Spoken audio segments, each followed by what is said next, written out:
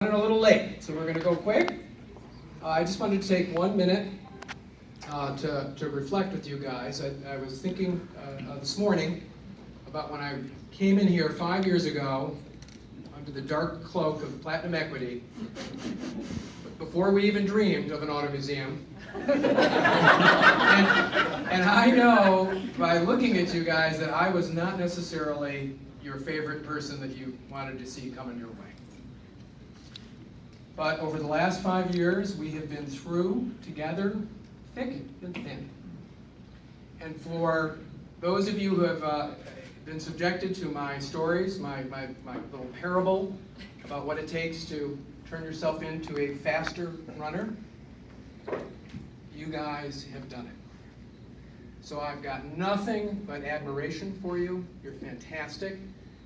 And remember, at the end of the race, who is the tired one? Is it the fast runner or the person at the end? The fast runner is not tired. It's easier to be fit and fast than to come in last. So when you are getting tired, and I think that's going to happen, run faster. And I wanted to thank you especially for this year, when together we've had an opportunity to correct some things that I thought were troubling and wrong about our company. So to each of you who has done that, to all of you, there were issues about some basic things about pricing and product, but also some issues about people and about how we comported ourselves and represented the company. Thank you for helping to restore the company to something that we can all be super, super proud of. And for all of you who have shown the character to stand up and do the right thing, I applaud you. So super well done. Thank you, all of you.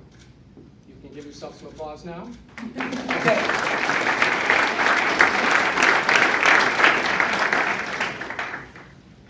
Yeah, I mean, that really means a lot to me. So, okay, now to the main event. Standing beside me is a soft-spoken and pretty impressive guy. He's a person of tremendous accomplishment, which you will find as you drill in to his background. He's got a vision that for the company and for the industry that matches up pretty well with my own. So I think he's probably a pretty smart guy. So far, I like him, and I think we're going to be glad that we have him here. So Austin Beutner, share us your views. Thank you.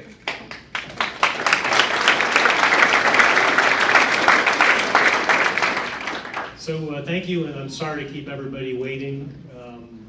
For those of you who are familiar with these things, the lawyers will take every opportunity they can to run up their bill. But I'm here, and it's my privilege to tell you that we have an agreement to combine forces, the Los Angeles Times and the San Diego Union Tribune, which I think is really, it's big news. It's a really, really big thing for both organizations. We're taking the birthplace of California, San Diego, its most enduring institution, 146 years old, I think, if I'm not mistaken, combining forces with the most enduring institution in Los Angeles, the younger sister actually up north, only 133 years old. And together we will define and redefine what the civic conscience means for each of our communities in, I hope, the next 100 years. This is both necessary from an industry standpoint. We both face the same headwinds, and in shared strength, I think we can be more successful, but it's also an opportunity. Because at the end of the day, it's this fantastic combination of unique voices, two trusted brands, and the people in this room, and a room just like it up in Los Angeles, that will help us endure. As we transition from a legacy business of print to digital, it is those voices, those brands, and the essential stories we share, which is our comparative advantage. So in this added scale, we'll have more stories to tell. We'll have more resources, and we will be more competitive in the markets in which we compete. Now, we're two cities, two distinct cities, two distinct voices. San Diego is a different community than Los Angeles, and let me make make everybody rest assured this is not the heathens from Los Angeles come down and take over San Diego. Rather, you have my commitment and our commitment. We're going to preserve and protect the independence, the independent editorial voice of the San Diego Union Tribune. That doesn't mean we can't share people, we can't share ideas, and we can't collaborate to make the enterprise stronger.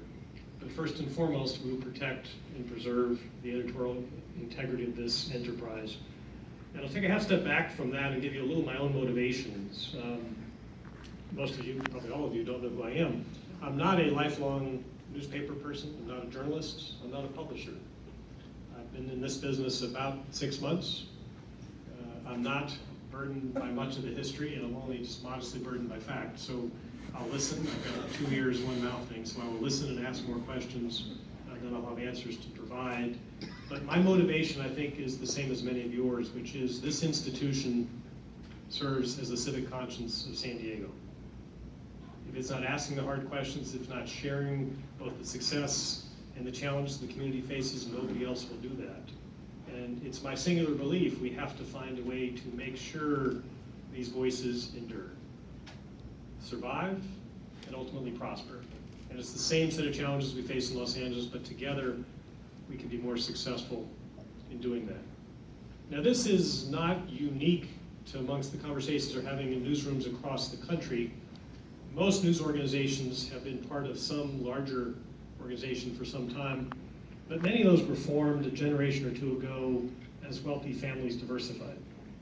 For instance, Los Angeles Times is part of Tribune, which San Diego will become part of Tribune.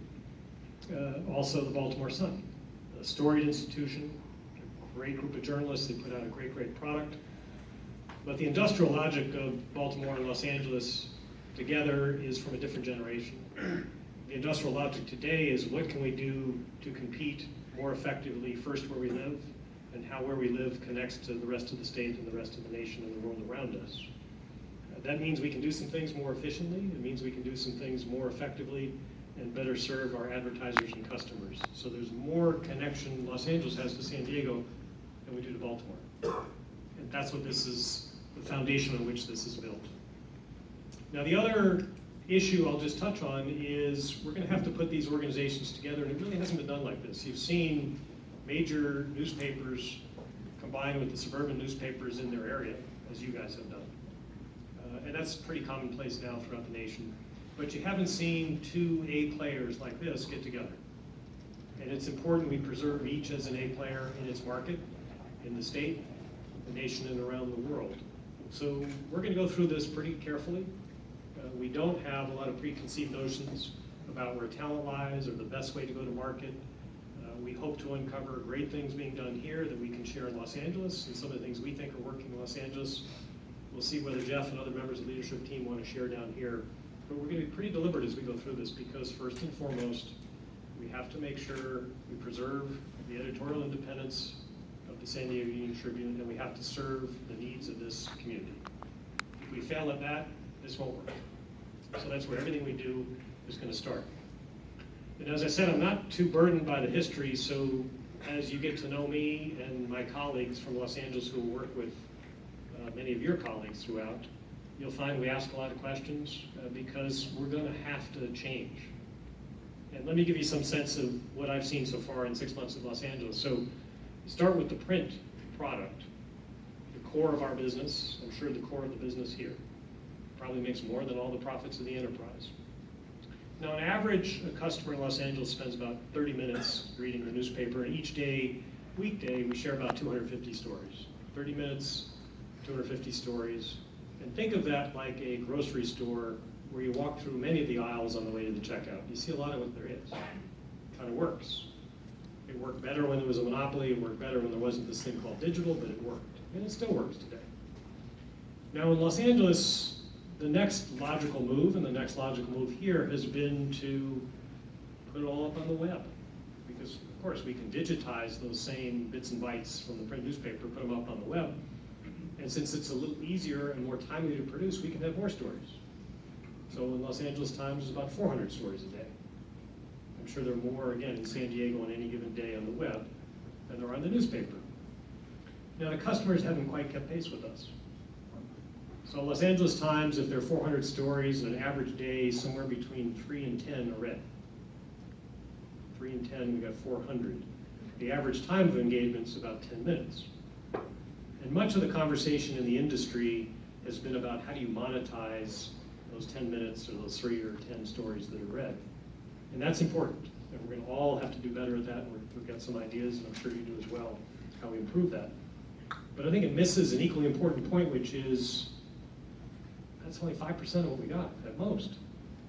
So that grocery store where everybody used to see what was going on has changed. We've painted over the windows, we've locked the front doors, and we've put 5 or 10 items out on the curb in hopes that that's good enough. It's kind of hard to stay in business if 95% of what you have, the customer never sees.